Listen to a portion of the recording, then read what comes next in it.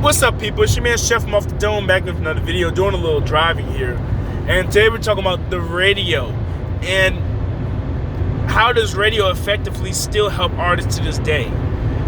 Now, we know that radio had a huge part in singles going to the top back in the day, as they had jukebox single sales on the Billboard.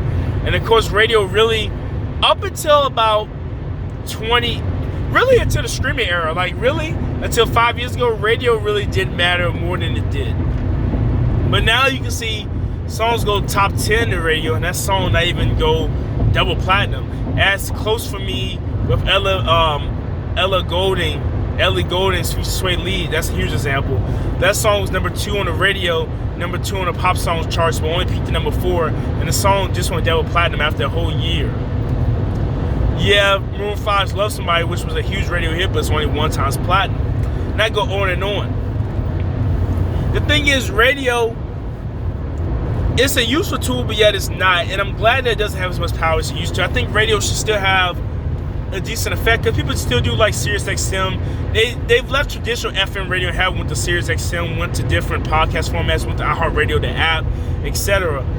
And they don't listen to traditional radio. And radio is different formats. Like when you listen to iHeartRadio, radio.com on the website, it counts as a radio stream. Or you listen in your car, of course, when you don't have your Bluetooth, or Oscar for people that don't have Bluetooth connected in the car. You can do that and more. The radio is like the original playlist, you know? I think that's why radio is still relevant today, because all people have done is personally made themselves into a radio. I listen to what people listen to in the car. They like to listen to songs that might not have been played on the radio, but they listen to their artist groups or album over and over again.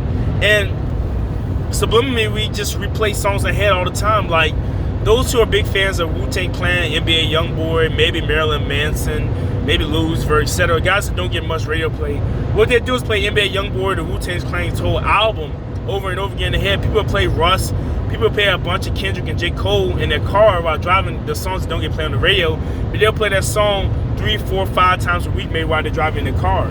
Or when you have a road trip, instead of listening to the radio, they'll put a Spotify playlist on.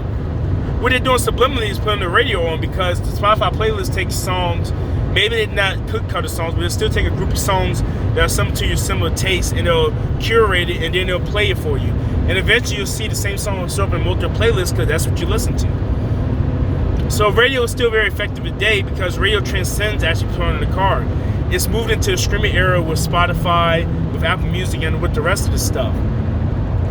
And I think radio, it still counts for a lot for you being number one. Like when you had the case of 6ix9ine versus Justin Bieber, Ariana Grande, even though this song didn't last long and it didn't wind up being a total success like they thought they would, this song still had a decent amount of radio impressions.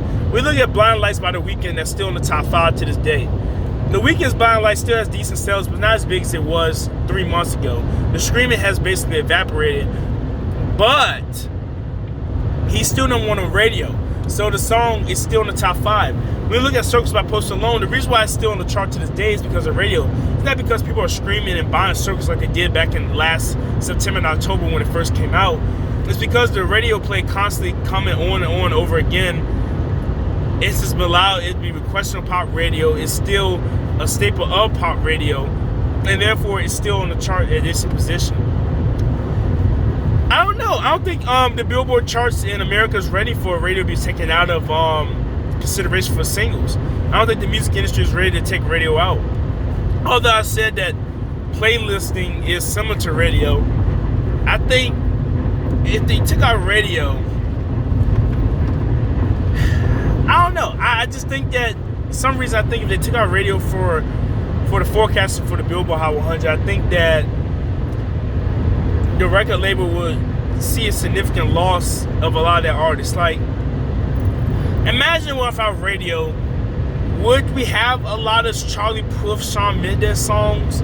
Will Camila Cabello be able to survive, especially after seeing her sales number for her album decline?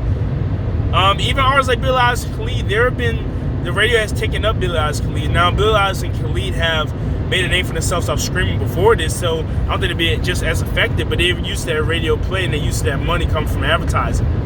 So that's what I want to say. let me know what you think. Does radio still have a huge effect on music today, which I think it does when it comes to playlisting and your own listening habits? And do you think radio would, if they took away radio from the Billboard consideration, do you think pop music in particular will be able to survive? I kind of question it. I think a lot of pop songs may not make it on the charts. I think then the charts, you will see the shift in the charts going from pop and country to majority hip hop, in my opinion. Because at this point, radio is usually used for pop and country, and there's a couple of hip hop singles that rise, but overall, it seems like the radio is meant for pop music. Make sure you get at me. It's your man, Chef. I'm signing out. Peace.